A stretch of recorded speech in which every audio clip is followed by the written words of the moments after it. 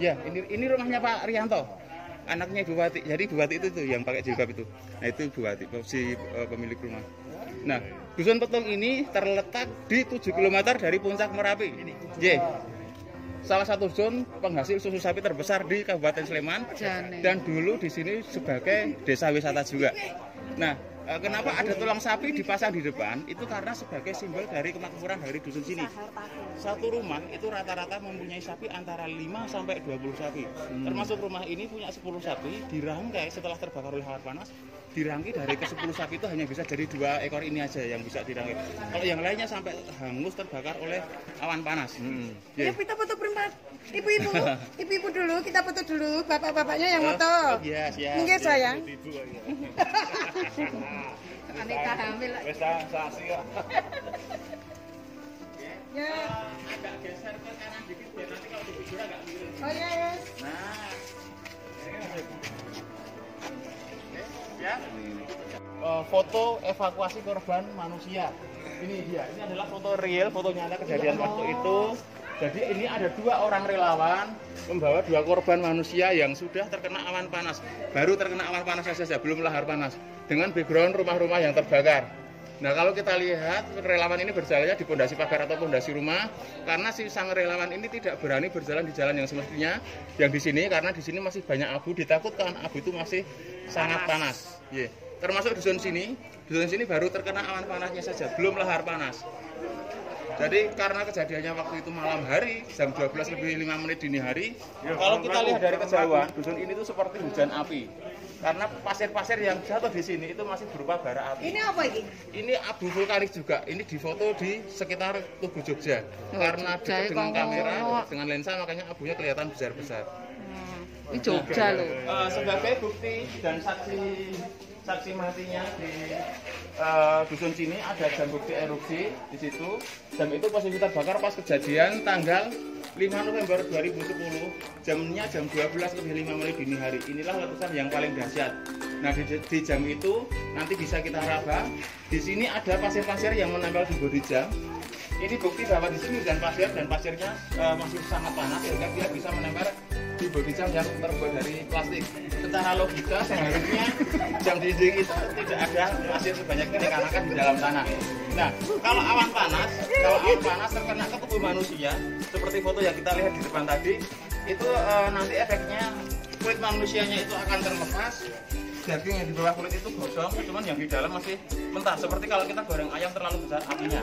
Nah, pasir panas ini sendiri tidak kalah bahaya dengan awan panas. Kalau pasir panas ini sampai terpapar ke tubuh manusia, nanti tindakan medis kalau tidak diamputasi ya diambil dagingnya. Iya, karena tidak mungkin mengambil pasir itu satu sabut dan korbannya kan sampai ratusan orang itu. Sehingga untuk diukur mana ya? Diamputasi. Iya. Nah, ini kondisi kejadian pasca erupsi. Ini ketika setelah erupsi tahun 2006, ini proses mau meletus tahun 2010. Nah, ini setelah tanggal 5 November. Iya. Merapi kan kalau kita lihat dari daerah Kartosuro yang ada di itu kan rata-ratanya kan orang sana. Iki penghuni rumah ini meninggal sih mana? Enggak, ya sih, Mbak. Dari dusun sini. Itu Pak Rianto yang rumah dia pakai baju gambar tulisan gitu. Terkena awan panas, baru awan panasnya saja sudah meleleh, apalagi lahar panas, maka dia akan lebur kembali. Di sana ada piring juga. Itu.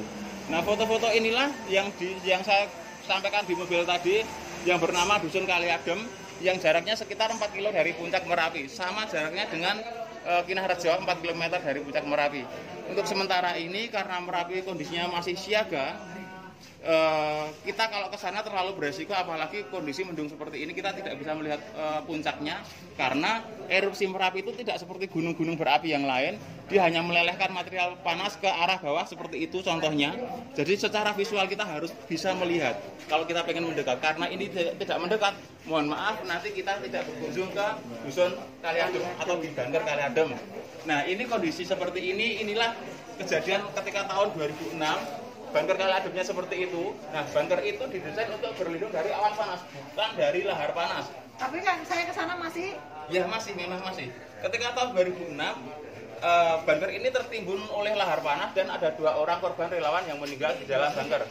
Ketika tahun 2010 terkubur lagi, baru bisa digali tahun 2012. Bangunannya masih, cuman banyak kerusakan. Terus sama warga direhab lagi. Nah, ini foto pengungsi diambil tanggal 5 November. Jadi waktu itu hujan abu lebat bersamaan dengan hujan air sampai di bawah itu sudah menjadi lumpur. Jadi orang yang mengungsi sama relawan itu semuanya seperti topeng. Ya. Topeng itu tidak sakit ya? Tidak sakit, malah justru keuntungan bagi mereka karena maksimal hanya iritasi mata saja, tidak terkena infeksi saluran pernafasan. Bayangkan jika waktu itu tidak hujan, pasti paru-parunya banyak yang terluka. Nah ini beda lagi kalau yang ini lari tapi salah menginjak abu yang masih panas. Ke depan kaki ini kulitnya akan mengelupas dan lukanya akan luka bakar permanen. Beda lagi dengan yang ini, inilah korban awan panas yang masih bisa kita lihat. Yang dua ini sudah meninggal, yang ini masih hidup. Nah yang hidup ini kalau kita perhatikan ada ruam-ruam merah di tangan, ini bukti kulitnya itu sudah mengelupas. Terus ketika luka terbakar, enggak. Setelah lukanya terbuka karena luka bakar terpapar oleh abu vulkanik, jadi itu sudah panas kering dan itu sakitnya akan kontinu, tidak berhenti seperti itu saja. Nanti ketika seharusnya dia bisa berkeringat, keringatnya tidak keluar, akan menimbulkan sakit lagi. Itu akan ini masih masih hidup sampai sekarang. Kalau yang ini yang sudah meninggal, yang belum tentu anggota badannya menempel jadi satu, karena waktu diangkat dievakuasi ada yang matang, ada yang nah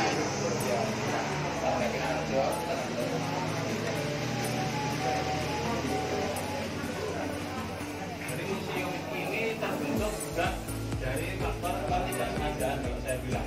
Jadi waktu itu Pak Rian itu yang punya rumah pulang dari pengungsian, kondisi rumahnya seperti ini. Akhirnya kan agak putus asa.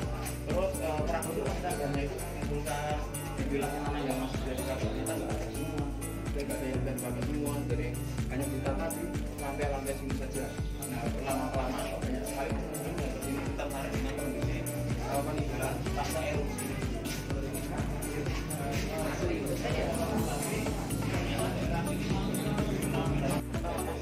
Mendukung saja, mereka tidak mau, apalagi mensuplai dana untuk pengembangan wisata dengan alasan daerah yang di zona merah tidak ada alokasi.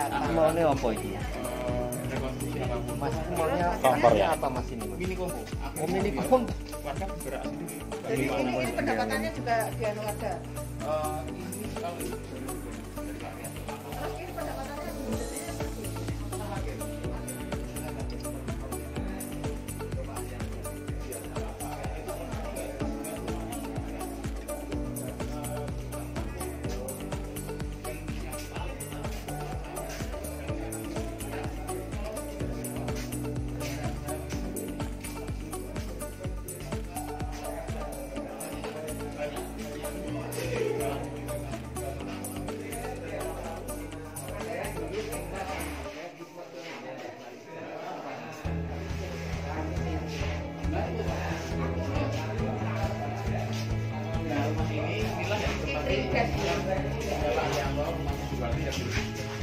dipakai di sini sebenarnya juga sebagai sanggar seni, makanya di sana ada gamelan, ada wayang.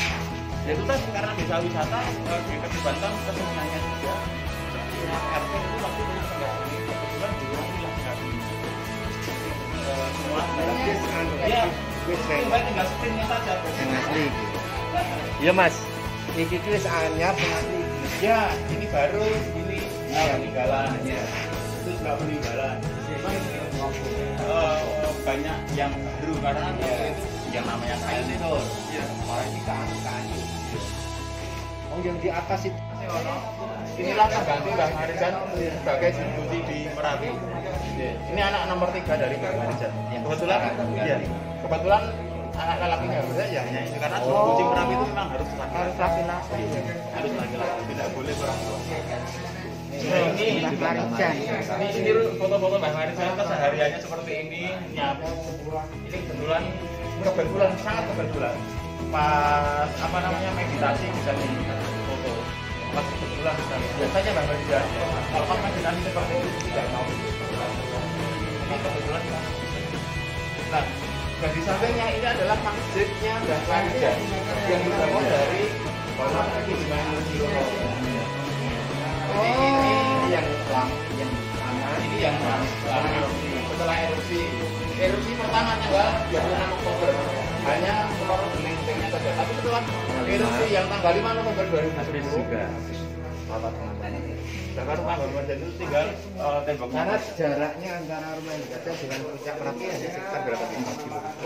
sama dengan yang di Bangka Kalian. Makanya ketika Bangka Kalian ini tidak boleh dihukum atau maksimal yang berbeda, tidak boleh. Nah ini peta mitigasi bencananya seperti ini. Banker itu sudah masuk ke zona yang paling atas.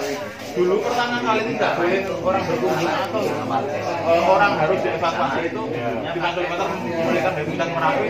Lalu terjadi letusan yang pertama terjadi 6 Oktober. Nah setelah itu muncul letusan yang paling dahsyat lagi, yang lebih dahsyat lagi tanggal 5 November itu sampai 20 km melingkar itu harus dihentikan. Termasuk rumah saya yang di selatan. Jadi untuk mana tenggong ngambil Nah posisi kita sekitar untuk sini. sepogo telur. Dekat banget. Oh ini saya yang enak ini. Mas gini, kalau Boyolali ini cenderung aman karena kuping yang ada di utara Merak itu lebih tebal dan lebih kuat. Ya. Kalau orang Jawa itu kan sukanya gorak gatek, nggak mau turun. Karena gunung tinggi. Ya, gunung tinggi, Boyolali jadi kalau orang Jawa bilang Boyolali itu tidak akan terkena marah bahaya. Yang satu di stand mobil, Marah bahaya. yang satu nunggu Mbak Marijan itu, tapi enggak sampai Jadi Gunung Mbak Bibi Marijan selesai lebih tua dari kubah lava yang di selatannya. Karena dia kan orang mungkin nakal. Ya, jadi dulu sebelum saya belum kubah lavanya ada di sini kan pertama kali ke Gunung Bibi dulu. Setelah Gunung Bibi turun baru muncul di sini. Jadi tidak mungkin melanggar lah kalau orang Jawa itu. Ramah praktis. Ya betul. Insya Allah aman. Walau kalau